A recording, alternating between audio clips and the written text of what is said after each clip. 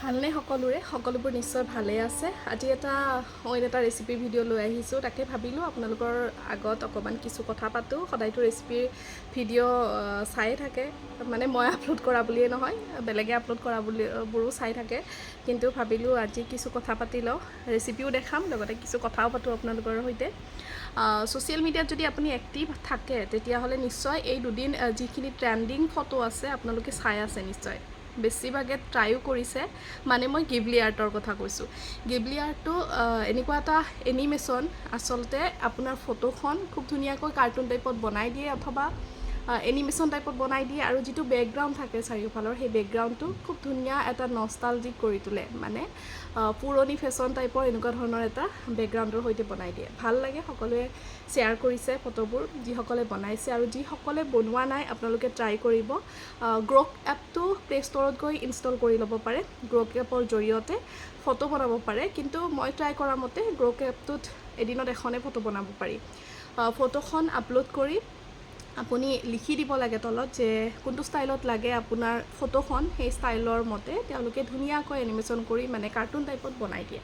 ভাল লাগে, সকলোৱে প্ৰায়ভাগে মন্ত্ৰীৰ পৰা বিধায়কৰ পৰা সকলোৱে আচলতে ট্ৰাই কৰিছে এই নতুন ট্ৰেণ্ডটো। ছ'চিয়েল মিডিয়া আজিকালি ইমান এক্টিভ হৈছে নহয়নে, আপোনালোকে নিশ্চয় গম পাইছে যিসকলে ছ'চিয়েল মিডিয়া ব্যৱহাৰ কৰিয়েই থাকে, এক্টিভ থাকে। আৰু এই আৰ্টৰ বিষয়ে আচলতে গুগল চাৰ্চ কৰিলে বা ইউটিউব চাৰ্চ কৰিলে যিসকল ব্লগাৰ আছে তেওঁলোকে খুব ধুনীয়াকৈ কৈছে, উপস্থাপন কৰিছে কিনো গিবলি আৰ্ট। 1980 মানতে আচলতে এই আৰ্টটো আৱিষ্কাৰ কৰিছিল দুজন ব্যক্তিয়ে। এই আৰ্টটোৰ বিষয়ে প্ৰথমতে উলিয়াইছিল, তেওঁলোকেও এই আৰ্টটোৰ জৰিয়তে নিজৰ ফটো বনাইছিল, আৰু তাৰপিছত এতিয়া নতুনকৈ ট্ৰেণ্ডিঙত আহিছে এই আৰ্টটো, আৰু দেখিবলৈ পোৱা গৈছে ছ'চিয়েল মিডিয়াত এইকেইদিন বহুত ট্ৰেণ্ডিং হৈ আছে। যিসকলে বনোৱা নাই তেওঁলোকেও বনাব। জিপিটি বুলি এটা এপ, জিপিটিৰ জৰিয়তেও আচলতে বনাব পাৰি, নহ'লে গ্ৰক এপৰ জৰিয়তেও বনাব পাৰি। গ্ৰক এপটো টুইটাৰত আপোনালোকে চালে তলত এটা অপশ্যন পাবই গ্ৰকৰ, তাৰ দ্বাৰাও হয়। নহ'লে যিসকলে ট্ৰাই কৰা নাই তেওঁলোকে এবাৰ ট্ৰাই কৰিব, সকলোৱে যিহেতু ট্ৰাই কৰিছে। ভাল লাগে ফটোকেইখন চাই, নিজকেনো কাৰ্টুন ৰূপত কেনেকুৱা দেখি সেইটো চাব পাৰি। বাৰু যিয়ে নহওক, এতিয়া আহিছোঁ আজিৰ ৰেচিপিৰ বিষয়ে। আজিৰ ৰেচিপিটো কচু থুৰ যে থাকে, এই কচুৰ মাজত যে যোনটো পাত থাকে, মেল নোখোৱা পাত, একদম জাপ খাই এনেকৈ পকাই থাকে যে, সেই পাতটোৰ ৰেচিপি এটা আজি আগবঢ়াম আপোনালোকৰ আগত। কলপাতত দিলোঁ, জুইত দিও খাই ভাল লাগে, কিন্তু গেছতে যিহেতু কলপাতত দিছোঁ। একেবাৰে পথাৰৰ পৰা তুলি আনিছোঁ দেই কচুখিনি, ক'লা কচুৰ থুৰ। চাওঁ আহক আজিৰ ৰেচিপিটো। এনেকুৱাকৈ কচু থুৰি তুলি লৈছোঁ, দুমুঠিমান হৈছে। ক'লা কচুৰ থুৰে লৈছোঁ, বগা কচু থাকিলে বগা কচুৰ থুৰো ল'ব পাৰে। এতিয়া কি ঠাইৰ পৰা লৈছোঁ দেখাওঁ ব'লক। এইখন এখন পথাৰ, আৰু পথাৰত বহুত কচু আছিলে, আৰু তাৰ পৰা আমি এনেকৈ তুলি লৈছোঁ। এই যে কচুৰ দুডালৰ মাজত থাকে থুৰটো, কটাৰীৰে ছিঙি ল'লে সোনকালে হয়, আৰু খজুৱাবলৈ ভয় নাথাকে হাতত।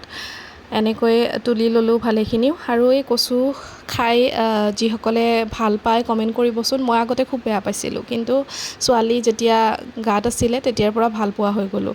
এয়া কলপাত এখন পুৰি ল'ব লাগিব, ডাঙৰকৈ ল'ব কলপাতখন। আমাৰ কলপাত অকণমান সৰু হ'ল। তাৰপিছত কচুখিনি ধুই অকণমান ৰ'দ লগাকৈ থৈ দিব। থৈ দি উঠি পানীখিনি যোৱাৰ পিছত কচুখিনি লৈ এনেকৈ কাটি ল'ব। মই অকণমান সৰু সৰুকৈ কাটি লৈছোঁ, যিহেতু গেছতে দিম। যদি জুইত দিয়ে তেতিয়াহ'লে ইমান নাকাটিলেও কথা নাই, দুমুঠা মাৰি এনেকৈ দিব পাৰে। তাৰপিছতে এয়া কচুখিনি এনেকৈ কাটি লৈছোঁ, আৰু তাত দিম জলকীয়া, আদা অকণমান, নহৰু কেইফুটামান, ধনিয়া আৰু তেতেলী, লগতে এটা বিলাহী, এইখিনি দিবলৈ লৈছোঁ। আৰু নেমু টেঙা আছে যদি নেমু টেঙাও দি দিব, কুমলীয়া হ'লেও কথা নাই। তাৰপিছত কলপাতকেইখনত এই গোটেইখিনি বস্তু দি লৈছোঁ। নেমু টেঙাটো অকণমান এচকলকৈ কাটি লৈছোঁ। কলপাতখিলা আচলতে আমাৰ সৰু হৈ গ'ল, মানে ফাটি গ'ল আনোতে, সেইবাবে আমি ফইল পেপাৰ দি ল'লোঁ। এইখিনি প্ৰথমতে এনেকৈ দি চাইছিলোঁ, কিন্তু যেতিয়া ওলাই গ'ল চাৰিওফালে তেতিয়া ফইল পেপাৰ এখন দি তাৰ ওপৰত কলপাত দিছিলোঁ, ফইল পেপাৰখনৰ ওপৰত।